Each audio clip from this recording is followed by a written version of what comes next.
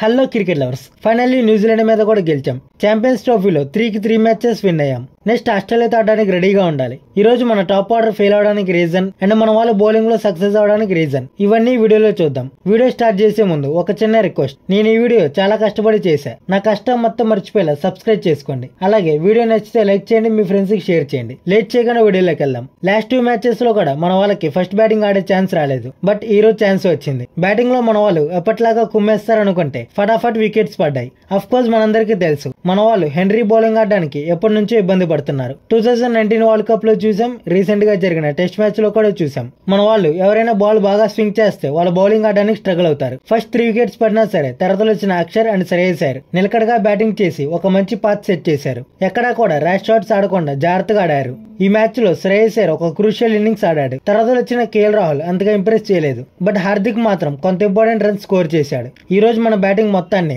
Iyer, Axar and Hardik save చేశారు. New Zealand వాళ్ళు కూడా మన ఆపడానికి చాలా ప్లాన్స్ వేశారు. అందుకే మనం 249 రన్స్ స్కోర్ చేశాం. లేకపోతే కనీసం ఒక 270 రన్స్ స్కోర్ చేసేవాళ్ళం. న్యూజిలాండ్ టాక్టిక్స్ మాత్రమే కాదు, ఫీల్డింగ్ కూడా చాలా ఎక్సలెంట్ గా చేశారు. Specially Virat Kohli catch and Jadeja catch అయితే చాలా బాగా తీసుకున్నారు. 250 టార్గెట్ కి వచ్చిన న్యూజిలాండ్ స్టార్టింగ్ నుంచే మన బౌలింగ్ కి స్ట్రగుల్ అయింది. కేన్ విలియమ్సన్ తప్ప మిగతా వాళ్ళు ఎవరో కూడా సరిగ్గా ఆడలేదు. మధ్యలో డారీ మిచెల్ పార్ట్నర్షిప్ బిల్డ్ చేయడానికి ట్రై చేశాడు, బట్ రన్స్ అయితే యాడ్ చేయలేకపోయాడు. విలియమ్సన్ ఉన్నంతసేపు ఓడిపోతామేమో అనుకున్నా, కానీ చివరికి విలియమ్సన్ కూడా సైడ్ అయిపోయాడు. కేన్ మమ్మ సైడ్ అవ్వగానే శాంట్నర్ వచ్చాడు, బట్ అంత పెద్ద ఇంపాక్ట్ అయితే క్రియేట్ చేయలేదు. మన వాళ్ళకి తెలుసు న్యూజిలాండ్ వాళ్ళు స్పిన్నర్స్ ఆడడానికి స్ట్రగుల్ అవుతారని. అందుకే మొత్తం న్యూజిలాండ్ ఆడిన 45 ఓవర్స్ లో 37 ఓవర్స్ స్పిన్నర్స్ నే యూజ్ చేశాం. అండ్ అంతేకాదు, దుబాయ్ పిచ్ కూడా స్పిన్నర్స్ కి హెల్ప్ చేసింది. ఈ రోజు ఆల్మోస్ట్ స్పిన్నర్స్ తీసిన వికెట్స్ లో హాఫ్ కన్నా ఎక్కువ వికెట్స్ వరుణ్ చక్రవర్తినే తీశాడు. T20లోనే కాదు, వన్డేలో కూడా బాగా ఆడతాని చెప్పి ప్రూవ్ చేసుకున్నాడు. రోహిత్ కూడా ఒక మంచి కెప్టెన్సీ చేశాడు. మన వాళ్ళు ఈ మ్యాచ్ ని లైట్ తీసుకుంటారేమో అనుకున్నా,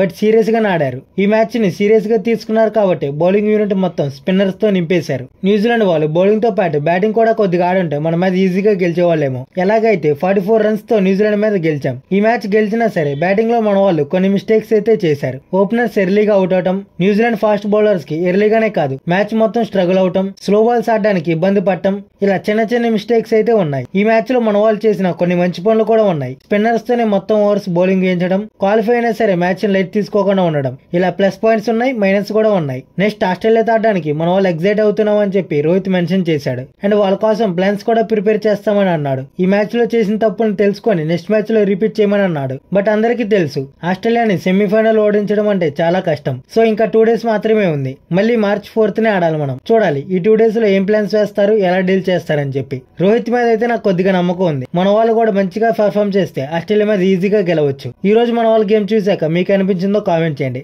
అలాగే మన వాళ్ళు ఆస్ట్రేలియా మీద గెలుస్తారో లేదో కూడా కామెంట్ చేయండి. ఇలాంటి క్రికెట్ రివ్యూస్ కోసం మన ఛానల్ సబ్స్క్రైబ్ చేయండి. వీడియోని లైక్ చేయండి, మీ ఫ్రెండ్స్ కి షేర్ చేయండి.